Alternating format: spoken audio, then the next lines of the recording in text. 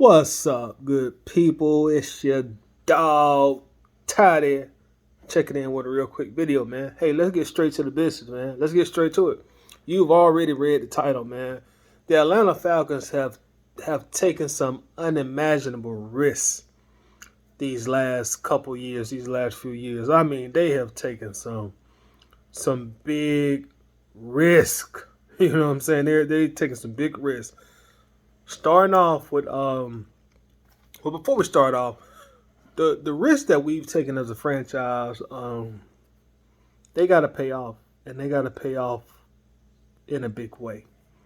If not, here's going to roll, and there are going to be major consequences of it if these risks don't take off, if they don't pay a lot of dividends for the Falcons, because these are some, like I said, unimaginable risks. There are some unprecedented risks. It's just some head scratching risks for some people. So they have to pay off, and they have to pay off starting this year in 2023. You know, there's no more waiting around. There's no more let's be patient. That's all over. These risks have to take off immediately starting this year. But let's start off. We take a once again. We'll talk about this again. We take a tight end at number 4 in the draft. That risk has to pay off in 2023. You got to start seeing some dividends in that draft pick in 2023. No ifs, ands, or buts about it.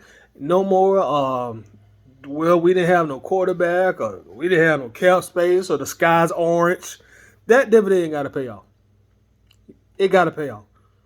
In 2023, that major risk you took as a franchise, taking a tight end at number 4 in the first round of the NFL draft, it has to pay off. It has to pay off in a big way. The Atlanta Falcons organization, namely Arthur Smith, they are going to have to prove to themselves and the rest of the NFL, this is why we did this. This is why we took Kyle Pitts at number 4. This is why. Now y'all see why. It has to pay off. Arthur Smith got to find a way to get Kyle Pitts involved in the offense. He got to put up some big numbers. He got to be very impactful this year. He has to be. It can't be another year like it was last year when when he was used mostly as a decoy. He did a lot of blocking downfield. You know, he didn't impact the stats. And stats are not everything, but stats are stats. That's data. So Kyle Pitts draft pick has to pay off in year 3, man. It has to. It has to pay off. Another risk that has to pay off for the Falcons is Desmond Ridder. And I know Ridder's just second year in the NFL. First year really as a full-time starter. But look, you roll the dice and you go against conventional wisdom and proven history and taking a quarterback and making him your start as a third-round draft pick. Now, we all know there have been a few third-round draft picks that have had successful NFL careers. But, Falcons, you had an opportunity in the offseason to bring a more proven veteran quarterback in here via free agency. You didn't do it. You had an opportunity to go in the draft and get a perceived top-tier college prospect. You didn't do it. We saw what the Carolina Panthers did in order to go get their quarterback. So, Falcons, you had all the money in the world in the offseason, like I say, to go get a veteran.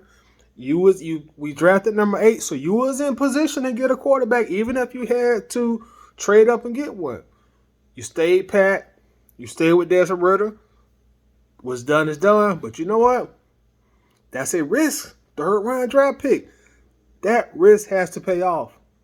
We can't be sitting here mid-December in 2023 saying, well, we got to be patient with Ridder. I'm sorry. We can't. That's a risk that has to pay off for the Falcons. We can't be sitting here week 14 saying, well, you know, we'll get him next year. Desmond Ridder will be better next year. No. It has to pay off. It has to pay off. third round draft pick. Arthur Smith said, that's my guy. Fontenot said, that's my guy. Arthur Blank, that's my guy. Okay. That's a risk, man. It has to pay off. The final big risk that has to pay off, as I'm sure y'all figured out by now, what I'm about to say, Bijan Robinson, running back, top 8 in the NFL draft, when you already were an elite running team. As I said before on another video, the only teams to take a running back in the draft this year were the Falcons and the Lions, two notoriously terrible teams with no Super Bowls. So the Falcons took a huge risk in Bijan Robinson. And so far, he looks like he's going to do a lot of great things for the Falcons off the field. Off the field. But you know what? He has to pay off. That's the risk that has to pay off. He has to come in day one on fire. He has to. He has to come in day one on fire. And I know that's a lot of pressure on a rookie. But that's where we're at with these risks that we've taken.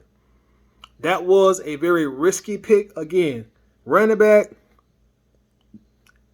conventionally, they don't have a very long shelf life in today's NFL.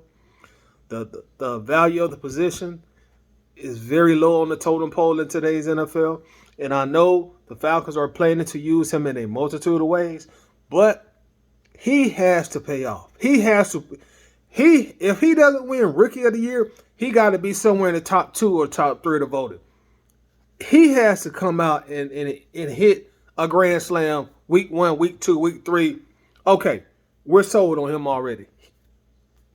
He has to. Just based on the risk the Falcons took.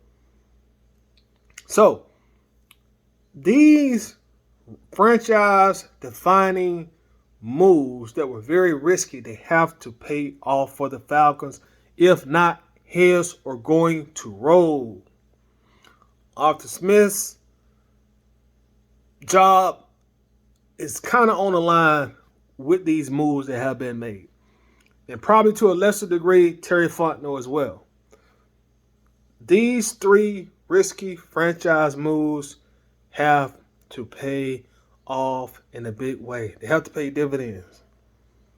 Kyle Pitts can't have another year that he had last year.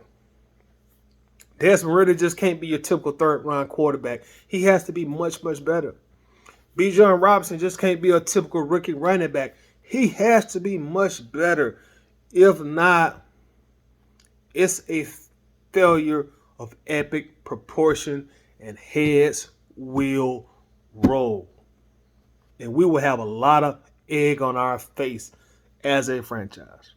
So these risks really have to pay off for the Atlanta Falcons starting this season. No more excuses. None whatsoever. We have ran out of excuses. We can't use the cap. We got a bad roster.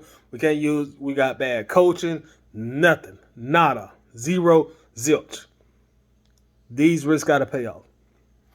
So that's my spiel on these risky moves that the Falcons have made with the franchise. I want to hear y'all opinion. Y'all know how we do. Let's run these comments up, man. Make sure to comment and tell me what you think. Do you think these were some risky moves, or you don't think they were risky moves? Do you see these moves paying off for the Falcons? Do you see these guys, maybe one day being a Hall of Famer? But let's discuss this. Let's talk about it. If you enjoy the content, if you enjoy the videos that we make sure you do me a favor. Subscribe to the channel. As always, make sure you like the video as well. Definitely helps the channel grow, helps us out behind the scenes.